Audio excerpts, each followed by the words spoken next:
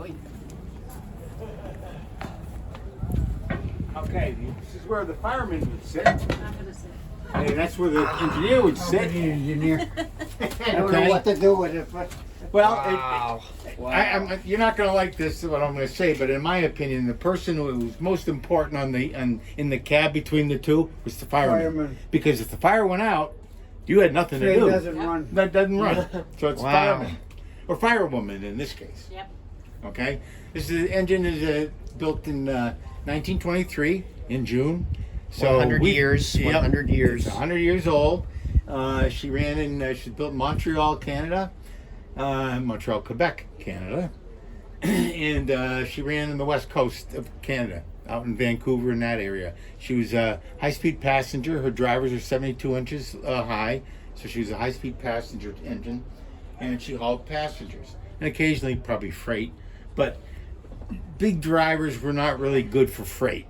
Smaller drivers were much better for freight. Similarly Like to the- like to the that Huh? to that Canadian locomotive over there, number 3250. 3258. No, that's smaller drivers. Those are 68. No, they're not 68. They're 60. They're 60 something. But that's 282. Yeah, that is a freight machine. In the Mikados, they were incredibly powerful freight movers. Yeah. Yeah, they really were. Well, so was the big boy. The big boy had 68-inch drivers, and that would haul a 32,000-pound coal train over the Wasatch Mountains. And once it got to the clear on the flats of in the Wind River Range out in Wyoming, it was capable of pulling the 3,200 tons, whatever. It's 80 miles an hour. Yeah. But it would stop every 100 miles for food and water. That's how fast it went through it. Because it ran at 300 psi, pounds per square inch. It was a very powerful engine. Yeah. Very, very powerful. There's 25 of them built. There's 8 left. 1 is running. There are only 2 east of the Mississippi. And I don't call the one in Green Bay, Wisconsin, the East Coast. But this is the only one. We have the only big boy on the East Coast.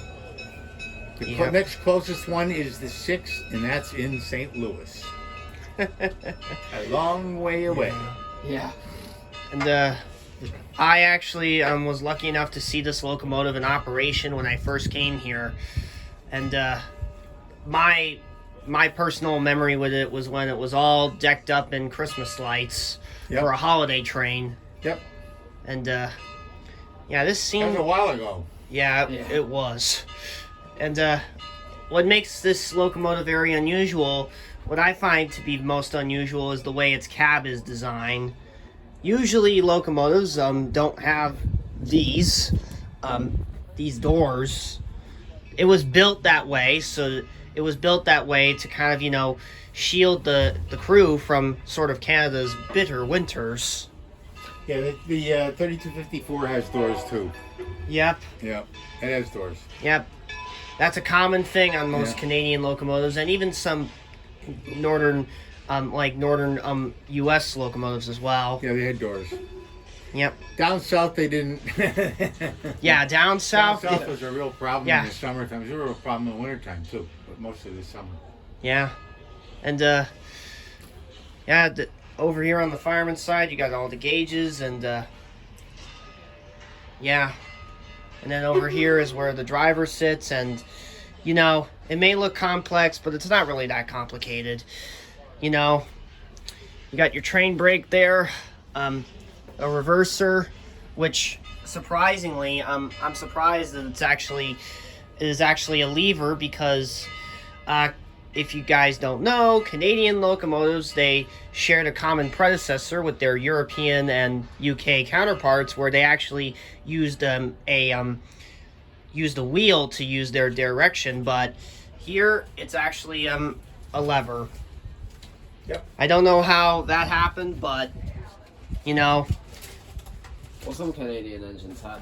Well, it was made in Montreal, and in Montreal, who's on the money in Canada? It used to be the Queen of England. Now it's probably going to be the King of England. Yeah, Yeah. Okay. Yeah, I guess they're making new money. I have a lot Making new money for 'em. Yeah. When I was a little girl, I rode the Phoebe Snow out of the Hilton. Oh, wow. you from this up to area Bingham. originally? Yeah, we're from Scranton, my husband and I. Oh, okay. Well, I didn't know that. I didn't. Yeah. Yeah, we were around just about when they burned down the old roundhouse and Oh, stuff. 1937. Yeah. No, 1917. 1917 is when they. Well, they built it. Yeah, they Yeah, rebuilt that it. was Yeah. It was terrible. All that's left of the absolute original one is when you look at the facade, 8 through 27. Yeah. That's the original 1902. And we rode the trains when they took them over to Nicholson Viaduct. Yeah, I Yeah. drove over that We stopped- viaduct too we one stopped- time on the way to Buffalo from here. All right, let's go. Yeah. We thank you. Okay, Yeah, thank you. Yep, Yep. take care. We got a lot. We got a long list of people Yeah. down there. Even though just for once, just to sit in a cab here real quick. Yep. You gotta.